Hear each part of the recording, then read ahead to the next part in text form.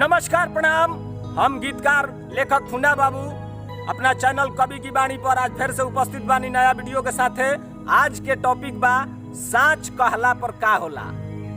साच कहला पर का होला कविता के माध्यम से बा, रुआ सब सुनी।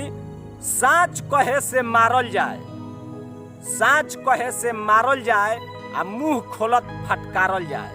साच जहाँ कहनी कि सारा लोग के फटकार लगावे के शुरू कर दी। साच कहे से मारल जाए, मुंह खोलत फटकारल जाए।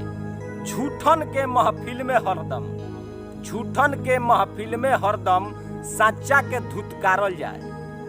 झूठा के महफिल में जाए, साच अगर आदमी बानी तो वहां से धुतकार के भगा दे जाए। साच कहे से मारल जाए, मुंह खोलत फटकारल जाए। झूठन के महफिल में हरदम साचा के धुतकारल जाए। एके घर में होखे दू फसली, एके घर में अगर दूगो लइका बा तो ओकरा साथे दू तरह के व्यवहार होखे लगेला। एके घर में होखे दू फसली आ कमाए वाला के मुंह निहारल जाए। कमाए वाला लइका के मुंह निहारत चलल जाला कि बबुआ खइले बाड़न कि ना। काम जे नइखे कमा तो ऊपर परस, ये दुनिया के नियम है। आ साच के आँच ना आ सकेला, साच के आँच ना आ सकेला। ऐसे अपना के संभारल जाए। साच बने में कोनो दिक्कत नहीं है, ओकरा आँच कहियो ना आई, थोड़ा दिक्कत होई। ऐसे साच के आँच ना आ सकेला, ऐसे अपना के संभारल जाए। काहे कि झूठे के महफिल में हरदम सच्चा के धुतकारल जाए।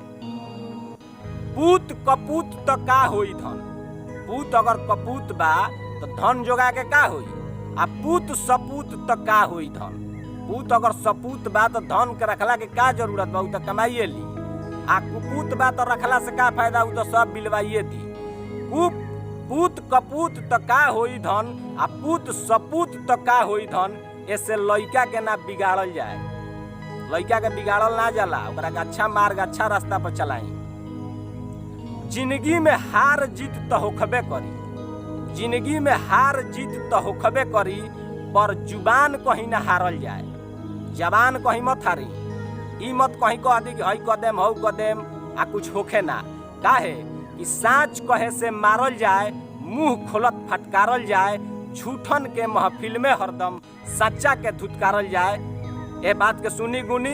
तब तक के लिए हम विदा लेब और देखे वाला सब लोग के दर्शक के नमस्कार करते हुए, और अगर फेसबुक पर देखे के चाहता नहीं तो कवि की वाणी फेसबुक पेज पर हमरा के कवि की वाणी टाइप करके देखी, और यूट्यूब पर देखी, अपना दोस्त मित्र के शेयर करी।